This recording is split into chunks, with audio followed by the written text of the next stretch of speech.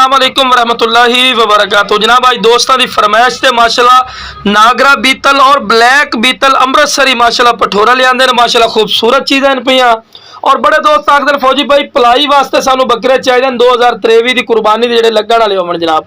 तो वीडियो नाल मैं वीडियो स्किप ना करा के इंशाल्लाह तुहानू अच्छी तरह इन्फॉर्मेशन भी देवांगे। तो माशाल्लाह खूबसूरत और क्वालिटी वाले माशाल्लाह बकरे ने 7 तो 8 महीने इन्हां दी उम्र है जनाब। खूबसूरत माशाल्लाह चीज़ माशाल्लाह वेल ही चेक कर सकते हैं, चंगी लंबी वेल और चंगे हाइट कादे विच छोटे मोटे हाइट कादे बिल्कुल नहीं समझना। इन्हां नू नाल खड़ा करने का मकसद होंदा है कि तुहानू हाइट कादा भी पता लगे और माशाल्लाह खूबसूरत और नायाब तोहफे ने सके भाई हैं माशाल्लाह दोनों ही।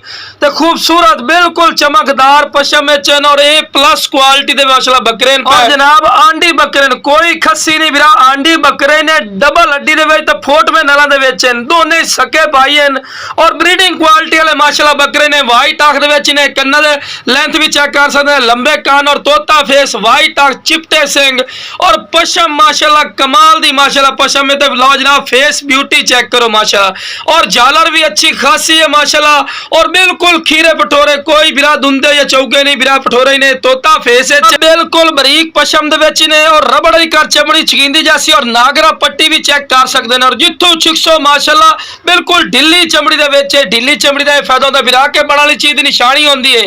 तो वेल ही चेक करो माशाल्लाह दोनों साइड के कलर चेक करवा रहे हैं।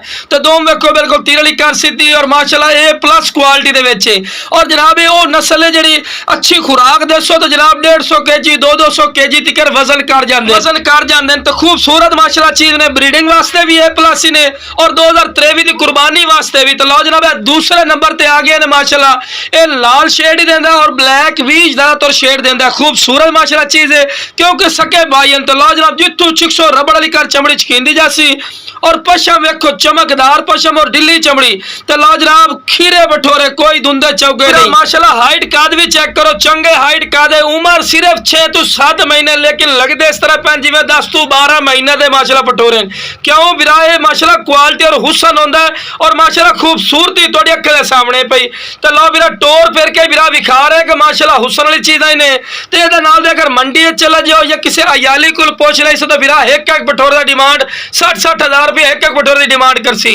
लेकिन साडा कितना रेट हो सी तुहाडी सोच तो भी इंशाल्लाह अल्लाह दा फजल और करम नाल घट रेट हो सी। बिरा तुसीं काल करनी है इंशाल्लाह अल्लाह दा फजल और करम नाल तुहाडी काल दी कदर और जायज़ मकूल राइट ते इंशाल्लाह बिरावां नूं देवांगे। तो टोर फिर के विखा रहे हैं कि तुहानूं पता लगे कि सेहतमंद और माशाल्लाह एक्टिव ने कोई लंगड़े या लूले नहीं। लो जनाब एक्टिव वेखो खूबसूरती माशाल्लाह वेखो शौक रखना तो बिरा ये शौक रखो टैडिया दोगली लवण का फायदा कोई नहीं चीज़ा।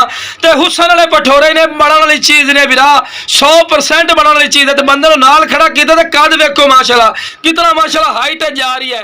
तो जिस बिरा चाहिए जनाब